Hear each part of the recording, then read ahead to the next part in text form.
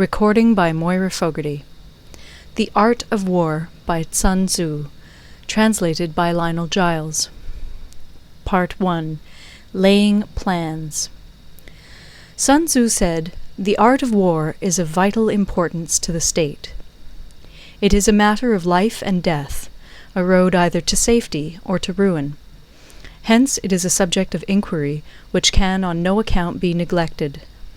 The art of war, then, is governed by 5 constant factors, to be taken into account in one's deliberations when seeking to determine the conditions obtaining in the field.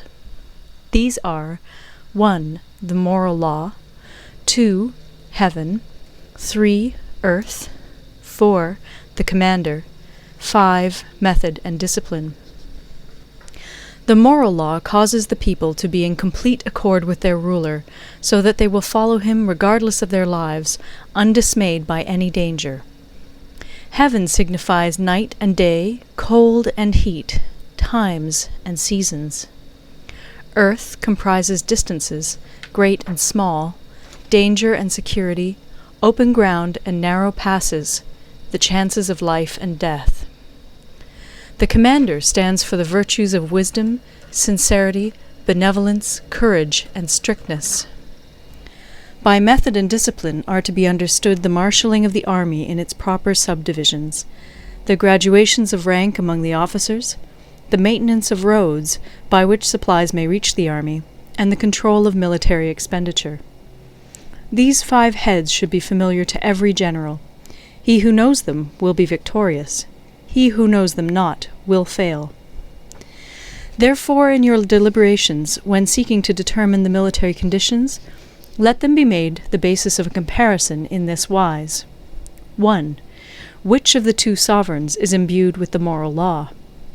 2. Which of the 2 generals has most ability? 3. With whom lie the advantages derived from heaven and earth? 4. On which side is discipline most rigorously enforced? 5. Which army is stronger? 6. On which side are officers and men more highly trained? 7. In which army is there the greater constancy both in reward and punishment? By means of these 7 considerations I can forecast victory or defeat. The general that hearkens to my counsel and acts upon it will conquer. Let such a one be retained in command. The general that hearkens not to my counsel nor acts upon it will suffer defeat. Let such a one be dismissed. While heeding the profit of my counsel, avail yourself also of any helpful circumstances over and beyond the ordinary rules. According as circumstances are favorable, one should modify one's plans. All warfare is based on deception. Hence, when able to attack, we must seem unable. When using our forces, we must seem inactive. When we are near, we must make the enemy believe we are far away. When far away, we must make him believe we are near. Hold out baits to entice the enemy. Feign disorder and crush him. If he is secure at all points, be prepared for him. If he is in superior strength, evade him.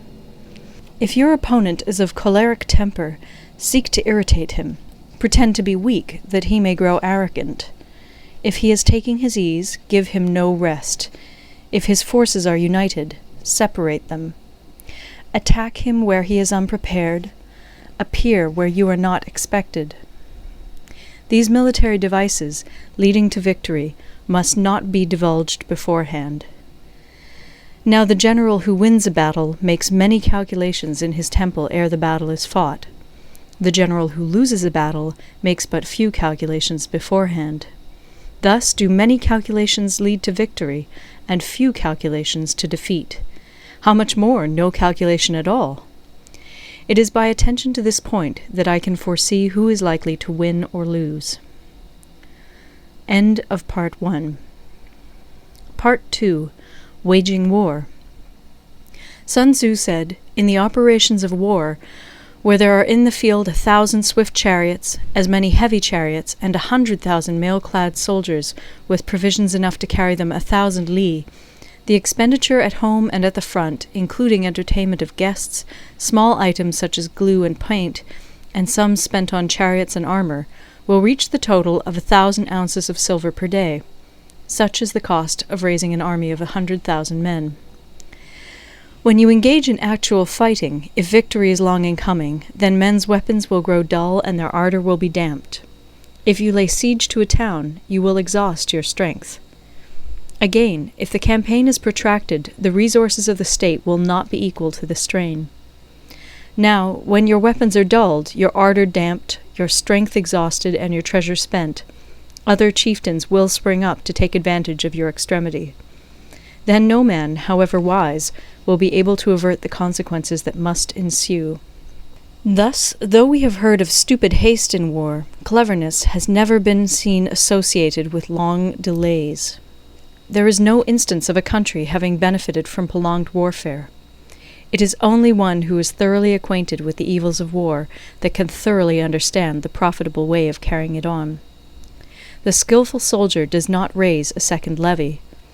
Neither are his supply wagons loaded more than twice.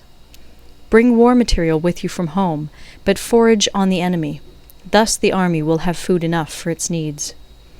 Poverty of the state exchequer causes an army to be maintained by contributions from a distance. Contributing to maintain an army at a distance causes the people to be impoverished.